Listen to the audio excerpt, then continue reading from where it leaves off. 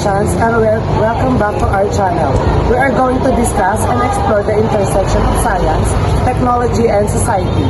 I'm Patrick Natalo, or you can call me Nai. And here's my beautiful colleagues, John Angelo Roque, or Darcy, and Jerby Intan Solis, or IB for short. Today, we're diving into something really interesting, how science, technology, and society have shaped the history of the Philippines. From ancient time to the digital age, science and technology have been key players in the country's development. Let's jump right in. Before the Spanish arrived in 1521, our ancestors were already applying science and technology in their daily lives. They were skilled in agriculture, both building and metallurgy. Our ancestors were already Bayans and Babaylans, and they practiced traditional medicine using herbs, plants, and natural remedies. One of the most impressive examples of early technology was the construction of balangan or boats. These boats were so advanced for their time that they allowed early Filipinos to trade with neighboring islands and press across Southeast Asia.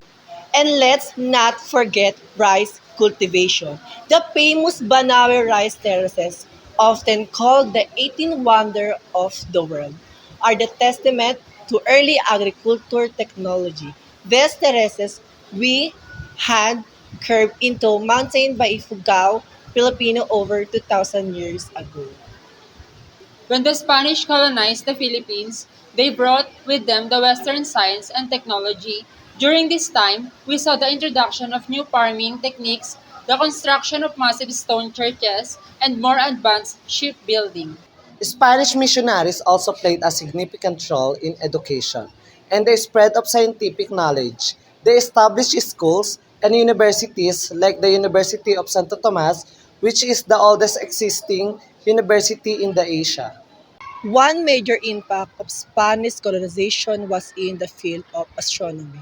Jesuit priests introduced modern astronomical tools and knowledge. The establishment of the Manila Observatory in 1865 laid the groundwork for future scientific research in the country. The American colonial period, in the early 90s, the Americans had profound impact on the development of science and technology in the Philippines. One of their biggest contributions was the public education system, which focused on science, engineering, and health.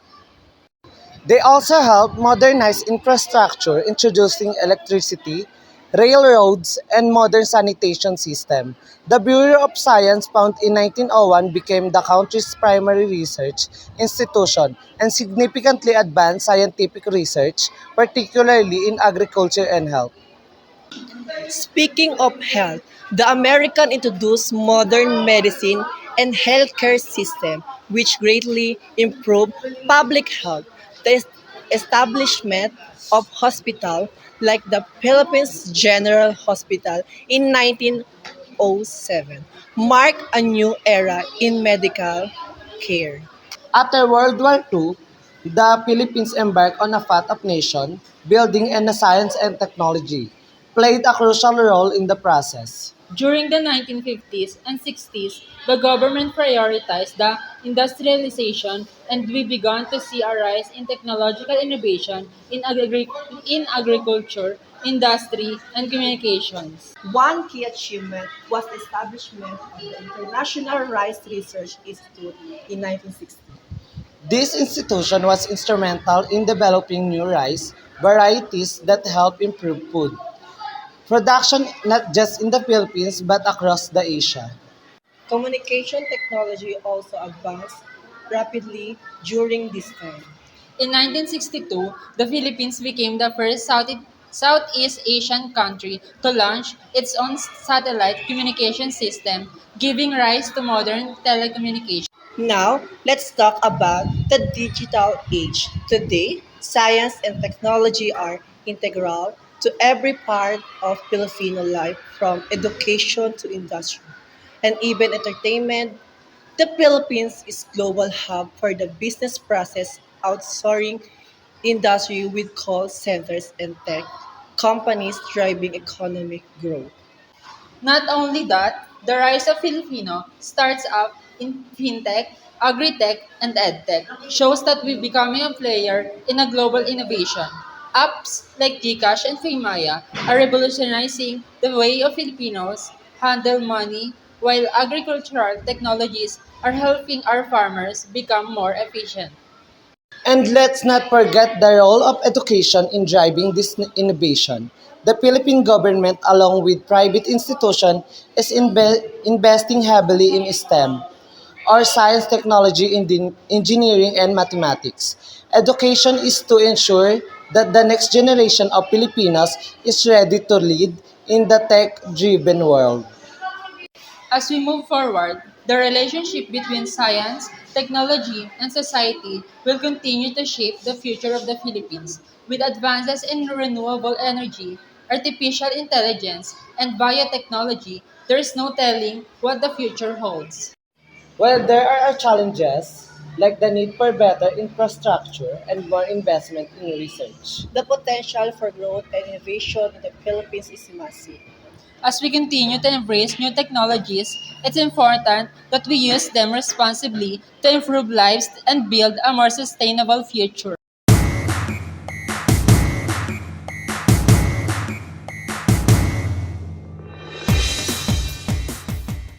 Hey guys, I'm Ayumi Rose Francisco. Today we're taking a deep dive into one of Metro Manila's most fascinating cities, Nabotas, from its rich history to its thriving culture and even some hidden treasures. This city has a story that will surprise you, so let's get started.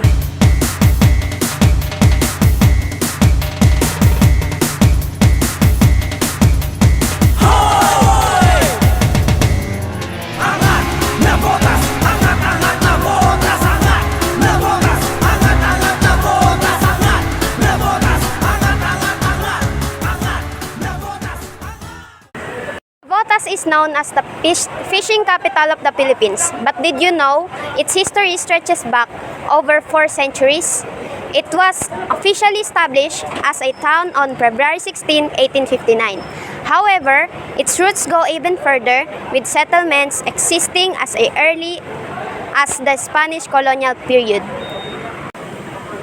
The name Nabotas came from the Tagalog word nabotas, which means first through. This refers to the creation of a narrow canal that separates Nabotas from Malabon.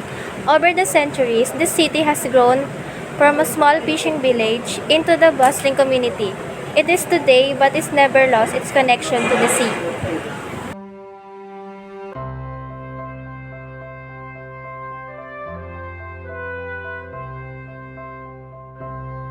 Thankful you might not know Nabotas is home to the first and only science high school in the city. The Nabotas National High School, it was founded in 2010 and since then it has been shaping the future minds of the city. The school focuses on advanced education in science, technology, and mathematics, helping students prepare for careers in these critical fields. Incredible how education in Navotas has evolved with a strong emphasis on providing quality learning to equip the youth for a better future. This is just a start of how the city is pushing for progress. Now, let's talk about the vibrant culture of Nabotas. Because its fishing community, many of the traditions are tied to the sea. One of the significant celebrations is the Pangstaan Festival. Every year in January, this festival takes place to honor the fish or the other marine lives, with colorful processions, street parades, and lots of foods.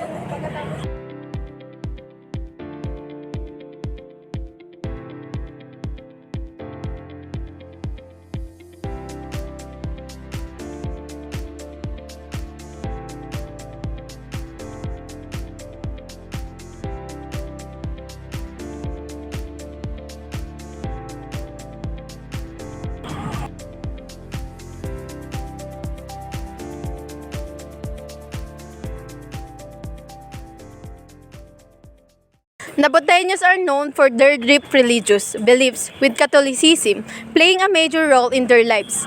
Aside from annual fiestas, many residents hold traditional flashing rites to bless their boats and ensure. let's talk about how science and technology are shaping the future of Navotas, especially with the ongoing development of our key infrastructures like the Navotas Convention Center, new schools, and health centers. Take the Navotas Convention Center, for example. With modern technology, it's designed to be energy efficient, equipped with high-tech facilities for events, and even smart system to manage electricity and security. It's not just a building, it's a step toward making our city more modern and tech-friendly. Speaking of education, the new college and high school buildings in Navotas are being built with the future in mind. Thanks to advanced architectural designs, these schools will have improved classrooms, better ventilations, and tech-ready spaces like computer labs to ensure that our students have the best learning environment possible. And don't forget about the new health centers. Technology is helping improve healthcare access through electronic medical records and online appointments. This means faster, more efficient service for residents. No more long waits for medical help. With science and technology, the Botas is growing smarter and stronger. The infrastructure projects are still developed. Together, we're building a future that benefits citizens in Navotas City.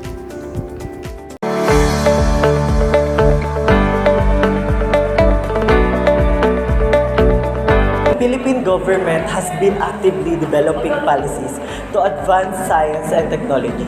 These policies aren't just about innovation, but also about education, research, and how the countries participate globally in science and technology. Agencies like the Department of Science and Technology or DOST play a key role in fostering research and development. One of the most significant frameworks is the Science of Change program, aimed at accelerating S&T development across the country. Let's not forget the importance of social sciences, humanities, and education in shaping policies. In the Philippines, policies promote interdisciplinary approaches to science and tech. The CHED, Commission on Higher Education, has programs that integrate social science with STEM. It's not just about hard science, but how this innovation impacts society, culture, and governance. On the global stage, the Philippines is part of international agreements and treaties on science and technology. Help us collaborate with other countries on critical global challenges like climate change, space exploration, and even public health. International policies ensure that Filipino scientists have a seat at the table. Now let's talk about the heavy hitters physics, engineering, and industrial research. The Philippines has been making strides in earth and space science. You know that the Philippines launched its very own satellite called Diwata. This is a massive up for our space research program, thanks to partnership with the countries like Japan and the United States of America. And it's not just space, policies also support research in energy efficiency, infrastructure development, and sustainable technologies. Research is the key addressing issues that the transportation, telecommunication, and even disaster. Ethics is at the core of all this, driving computational model, algorithms, and data analytics to solve real-world problems. Of course, we can forget medical, chemical, and pharmaceutical sciences. Philippine policies encourage research that aim to tackle health issues from common disease to emerging global health crises like pandemic. Philippine government through DOST, other agencies, funds initiative in biotechnology, medical research, and pharmaceutical development. Recent developments in chemical sciences have also contributed to our agricultural sectors, creating more efficient and environmentally friendly fertilizers, pest control solutions, and even food security innovations. Speaking of agriculture, biological sciences are at the forefront of ensuring the Philippines' food security and environmental sustainability. Research in genetics, biodiversity, and ecology drives policies that focus on preserving our rich ecosystem while maximizing agricultural productivity. Forestry policies are also being enhanced to protect our forests from illegal logging to promote reforestation. The government also encouraged local scientists to engage in biotechnology, which can improve crop yields, resist pests, and contribute a sustainable future. It is all about striking a balance between progress and preservation.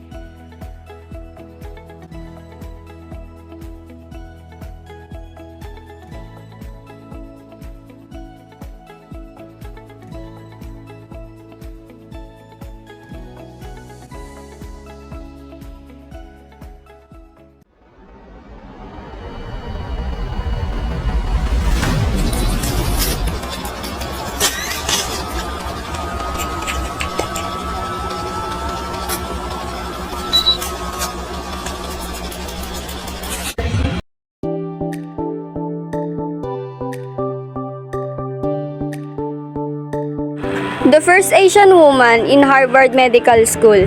We have Dr. Fidel Mundo.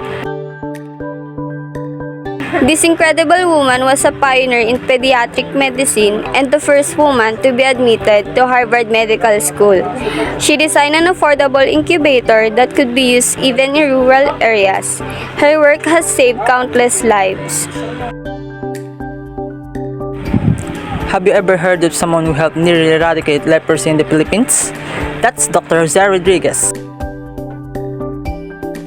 Discovered treatments that made the disease manageable and played a huge role in removing the stigma surrounding it. His work is still helping people today. The moon buggy designer, but you didn't know a Filipino helped American reach the moon. Eduardo San Juan was part of the team that designed the lunar rover and the moon buggy used in NASA Apollo mission. He was even nicknamed the Space Junkman. Crazy cool, right? If you're into marine life, you got to thank Dr. Angel Alcala. He's famous for his work on marine sanctuaries and coral reef preservation. Thanks to him, the Philippines became a global leader in marine biodiversity conservation.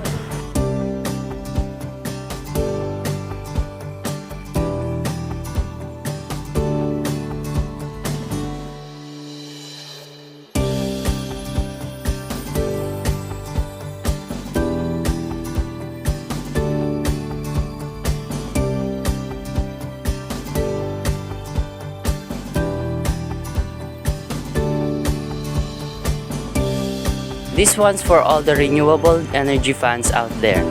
Arturo Alcaraz is the man behind the Philippines becoming a global leader in geothermal energy. He helped develop the world's first commercial-scale geothermal power plant, proving the Philippines is sitting on a gold mine of energy beneath its soil. Filipinos love food, and Maria Rosa love to innovate in the kitchen. She invented banana ketchup and worked on the food preservation techniques that helped feed soldiers during World War II. If you've ever enjoyed Philippine mangoes year-round, you've got Dr. Ramon Barbs. He developed a technique called flower induction which allows mango trees to bear fruit off season. He put Filipino mangoes on the global map. Dr. Lourdes Cruz is a trailblazer in the field of biochemistry. She studied venom from marine snails and how it can be used in medical research, particularly in treating pain and neurological disorders. Her work is cutting edge in the field of pharmacology.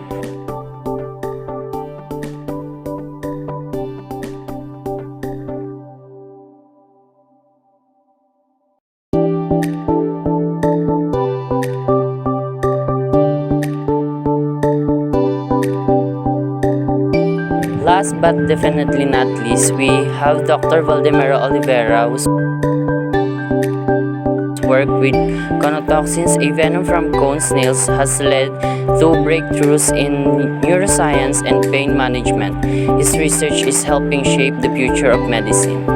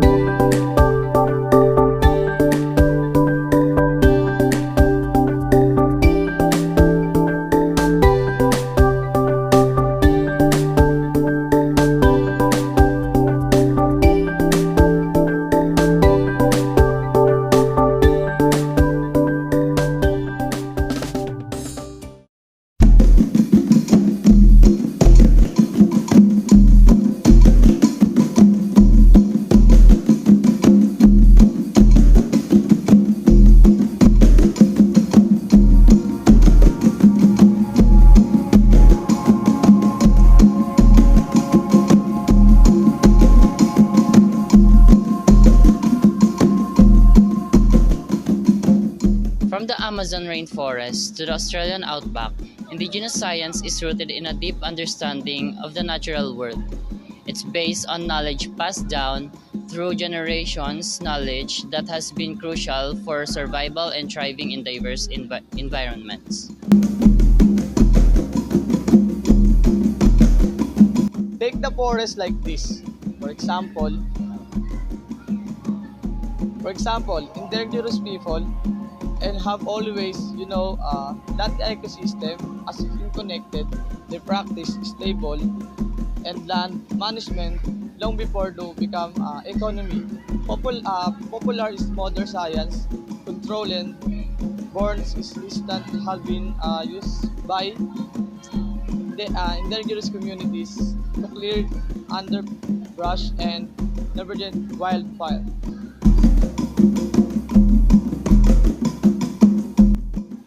Indigenous knowledge is not just about the past, it's a living science. Our ancestors used stars to navigate, develop plants, and understood the importance of biodiversity long before Western science came to similar assumptions. Let's talk medicine. Many of the pharmaceutical we use today have roots in indigenous knowledge. For example, the use of willow bark by indigenous communities eventually led to the discovery of aspirin.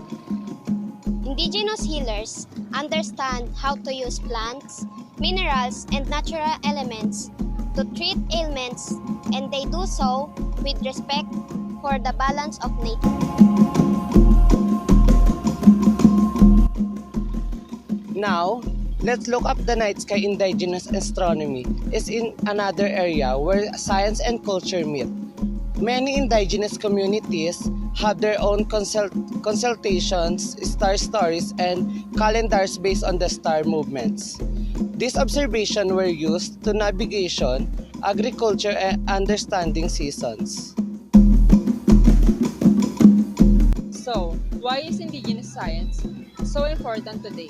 Because it offers solutions to some of our biggest challenges: climate change, biodiversity loss, and sustainable living.